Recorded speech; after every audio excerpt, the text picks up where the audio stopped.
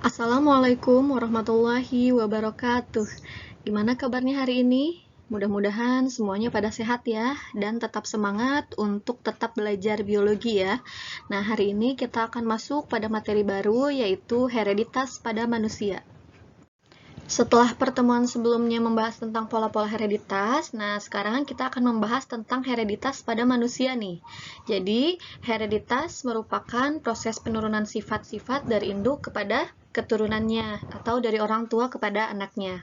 Tapi sebelum itu, Ibu mau nanya nih, pernah nggak kalian dengar ada anak yang golongan darahnya berbeda dengan orang tuanya? Misalnya, si anak memiliki golongan darah O, padahal golongan darah kedua orang tuanya A. Menurut kalian, apakah itu anak kandung atau bukan? Oke, mari kita pelajari ya. Yang akan kita pelajari pada hereditas manusia yaitu penentuan jenis kelamin, cacat dan penyakit menurun, golongan darah, dan upaya untuk menghindari penyakit menurun. Yang pertama, kita akan bahas mengenai penentuan jenis kelamin. Pada setiap tubuh manusia memiliki 23 pasang kromosom atau 46 buah kromosom. Nah, itu terdiri dari 22 pasang autosom atau kromosom tubuh dan satu pasang genosom atau kromosom seks. Ini kita ngitungnya bisa 23 atau 46 ya. Kalau misalkan kita ngitung pasang berarti 23 pasang. Kalau misalkan ngitung satuan atau buah berarti 46 ya. Nah, kita lihat ya. Ini tabel. Pria terdiri dari 22 pasang kromosom tubuh. Lihat ini. 1, 2, 3, 4, 5 ada 22. Nah, ini adalah kromosom tubuh ya, 1 sampai 22. Dan genosom atau kromosom seksnya adalah XY. Nah, ini XY. Jadi totalnya ada 22 AA XY. Maksudnya ini adalah 22 pasang autosom dan 1 pasang genosom atau XY. Ya, ini. Nah, kemudian sekarang wanita, kalau wanita itu sama 22 pasang autosomnya sama. Nih kita lihat ini ada 22 pasang sama autosom atau kromosom tubuhnya. Yang membedakannya adalah di genosom atau kromosom seksnya. Untuk laki-laki tadi XY ya bentuknya. Kalau untuk perempuan adalah XX. Jadi jumlah untuk wanita itu ada 22 AAXX, maksudnya adalah 22 pasang autosom dan 1 pasang genosom XX. Oke, untuk pembentukan gametnya kita bahas selanjutnya. Nah, untuk penentuan jenis kelamin, kita lihat ya tabel yang tadi ini masih sama. Untuk pria kan tadi autosomnya 22 pasang, dan yang membedakan adalah kromosom seksnya adalah XY ya. Untuk wanita juga sama autosom 2 pasang, dan yang membedakan adalah kromosom seksnya yaitu XX. Nah, untuk pembentukan bayi laki-laki dan perempuan, sebetulnya yang paling menentukan itu adalah spermanya. Kenapa? Karena sperma itu memiliki dua bentuk kromosom seks ya. Ada X dan ada Y, tidak seperti wanita. Wanita kan hanya punya X saja, XX saja ya. Nah, kita lihat nih ovum. Kalau ovum berarti kromosom seksnya apa? Dia 22 plus X, berarti 22 autosom plus X ya. Ini kromosom seksnya. Ini juga sama. Nah, untuk sperma itu bisa membawa kromosom X atau kromosom Y. Jadi, ketika sperma membawa kromosom X dan nanti masuk ke ovum yang juga kromosomnya X akan menghasilkan bayi perempuan 44 plus XX. Jadi, kalau ada XX berarti artinya perempuan. Nah, kalau spermanya itu dia membawa kromosom Y, kayak gini ya, 22 plus Y, kemudian dia masuk ke ovum yang ovum itu kan 22 plus X ya. Nanti akan menghasilkan 22 tambah 22, 44, X tambah Y, jadi XY. Nah, kalau XY berarti artinya laki-laki. Jadi yang paling menentukan itu adalah bentuk dari sperma. Dia membawa kromosom X atau kromosom Y. Gitu ya. Selanjutnya kita akan bahas mengenai cacat dan penyakit menurun. Selanjutnya kita bahas mengenai cacat dan penyakit menurun. Nah, perlu diketahui ya, untuk cacat dan penyakit menurun ini bukan merupakan penyakit menular. Jadi kita tidak akan tertular ketika misalkan main bersama atau berdekatan. Kemudian sifatnya itu permanen atau tidak bisa disembuhkan karena memang sudah bawaan dari lahir dan dikendalikan oleh faktor genetis. Genetis itu apa? Jadi dari dalam tubuhnya yang diturunkan. Tuh. Kemudian penyebab terjadinya penyakit menurun pada manusia biasanya adanya gen yang terdapat pada kromosom tubuh atau autosom, tetapi ada pula yang terdapat pada kromosom seks. Jadi, penyakit atau cacat menurun ini bisa disebabkan atau bisa terpaut oleh dari kromosom tubuh atau autosom atau dari kromosom seks atau genosomnya. Oke, kita bahas ya. Ini ada beberapa contoh penyakit atau cacat menurun yang terpaut kromosom tubuh atau autosom. Ingat autosom itu adalah kromosom tubuh, jumlahnya tadi berapa? Ada 22 pasang ya. Jadi dari 22 pasang kromosom tubuh itu ada yang mengalami kelainan. Nah, maka akan terjadi cacat atau penyakit menurun. Contohnya itu yang pertama adalah albino. Albino itu biasanya kelainan karena dia tidak mempunyai atau tidak mampu memproduksi pigmen melanin ya, melanin ya, sehingga biasanya semuanya berwarna putih dari mulai rambut, kulit, warna mata dan lain sebagainya. Nah, yang kedua adalah brahidaktili. Ini kelainan pada jari-jari tangan. Biasanya jari-jari tangannya itu pendek. Ya, ini biasanya ada pada individu yang memiliki genotip homozigot dominan BB dan akan mengalami kematian kalau misalkan dia bersifat letal ya. Jadi kalau misalkan dia brahidaktilinya itu B besar B kecil, dia akan ini ya, brahidaktili. Kalau B kecil normal, tapi kalau B besar biasanya akan mengalami kematian. Nah, yang ketiga ini adalah polidaktili. Jadi sama polidaktili juga kelainan berupa jarinya itu biasanya lebih dari 5. Nah, gitu ya. Selanjutnya, cacat atau penyakit menurun yang terpaut kromosom tubuh atau autosom. Ingat ya, yang 22 pasang tadi. Selanjutnya ada talasemia. Talasemia ini ditandai dengan sel darah merahnya itu mudah sekali pecah atau hemolisis. Nah, yang kelima ada sickle cell anemia, di mana si eritrositnya itu atau sel darah merahnya itu berbentuk bulan sabit sehingga mudah rusak dan menyebabkan anemia, sehingga si eritrositnya itu tidak bisa berfungsi seperti manusia yang sehat ya, yang normal pada umumnya. Nah, yang keenam adalah kebotakan. Sama ya, kebotakan juga ini penyakit menurun yang terpaut kromosom tubuh ya, atau autosom. Nah, biasanya terjadi pada laki-laki. Kenapa sih kebotakan nggak terjadi pada perempuan? Nah, nggak terjadi pada perempuan dikarenakan perempuan itu memiliki hormon estrogen sehingga menghambat kebotakan. Sedangkan pada laki-laki tidak ya. Nah, selanjutnya kita akan bahas mengenai penyakit atau cacat menurun yang terpaut kromosom seks atau genosom ya. Kalau tadi kan autosom, sekarang kita yang genosomnya. Yang pertama itu ada buta warna. Jadi buta warna itu merupakan penyakit turunan yang penderitanya itu tidak dapat membedakan warna. Misalkan warna merah, warna dan hijau itu nggak bisa dibedain dan lain sebagainya. Kemudian yang kedua itu ada hemofilia. Jadi hemofilia itu sama ya, penyakit menurun yang ditandai dengan darahnya itu suka membeku. Jadi kalau misalkan dia luka sedikit, tetap darahnya itu terus-terusan keluar gitu, karena sulit sekali untuk mengalami pembekuan darah. Nah, yang ketiga ini ada hipertrikosis. Jadi hipertrikosis itu merupakan suatu kelainan berupa tumbuhnya rambut pada bagian-bagian tertentu. Misalkan daun telinga, wajah, dan anggota tubuh lainnya yang tidak umum ya. Oke, selanjutnya kita akan bahas mengenai golongan darah. Nah, golongan darah itu bersifat genetis ya, atau menurun.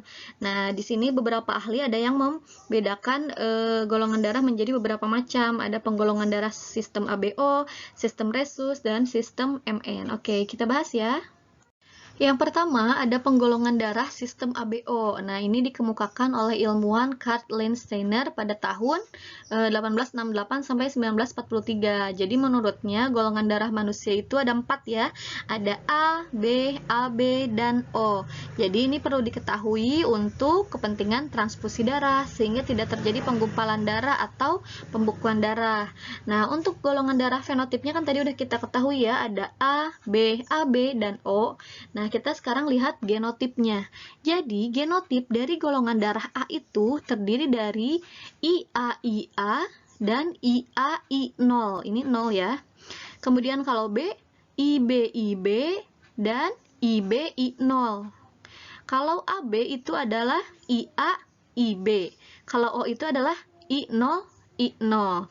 Jadi, kalau misalkan ada kasus nih, misalkan seorang laki-laki bergolongan darah AB menikah dengan perempuan golongan darah B, maka memperoleh keturunan.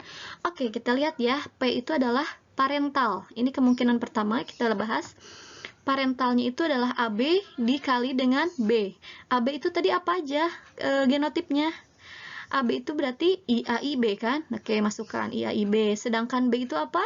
Bisa IBIB atau bisa juga IBI0. Tapi kita coba dulu yang satu ya, ini ya, yang IBIB.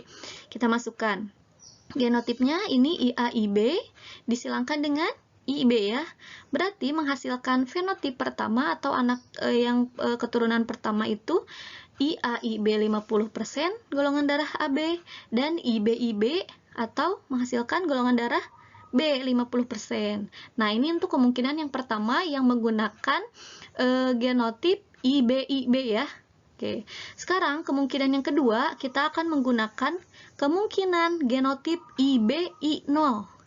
Nah, untuk genotip AB kan tadi udah ya sama ya. AB itu berarti IAIB disilangkan. Nah, ini yang membedakannya. Kalau tadi kan kita genotipnya IBIB, sekarang kita akan menggunakan kemungkinan yang kedua yaitu IBI0.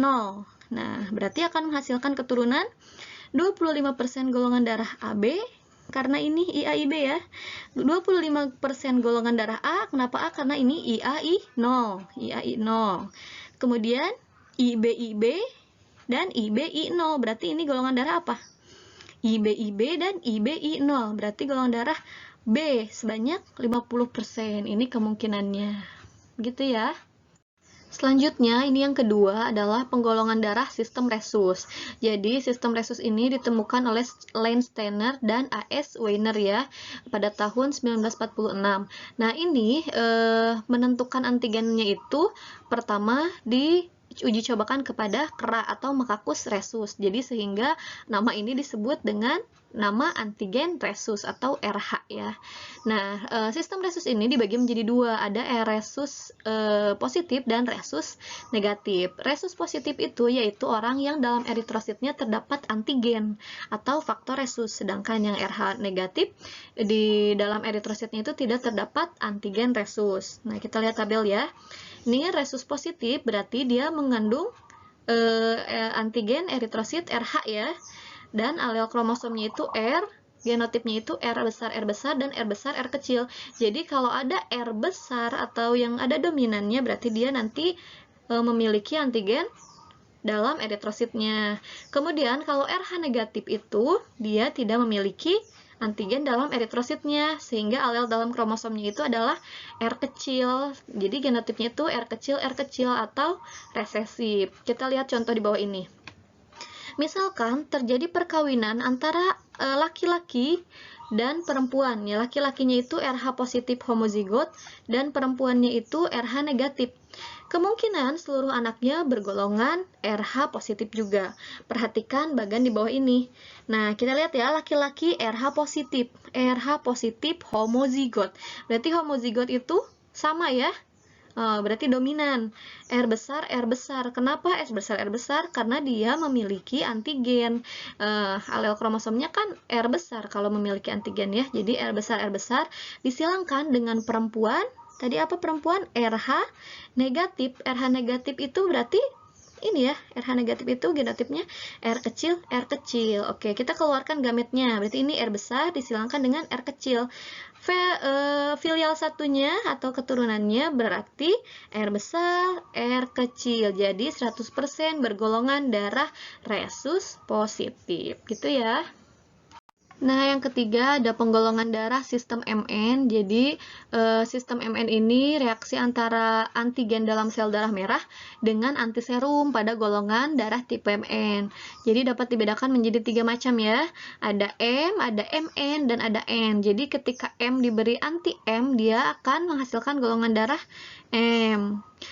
Kemudian MN, dia diberi anti-M, diberi anti-N, dia akan menjadi golongan darah MN karena dia bereaksi ya. Kemudian kalau N, dia dikasih anti-M dia tidak bereaksi, kemudian dikasih anti-N dia bereaksi, berarti golongan darahnya N. Tetapi untuk penggolongan darah sistem MN ini biasanya tidak terdapat bahaya ya penggumpalan darah, sehingga tidak digunakan untuk proses transfusi darah gitu ya.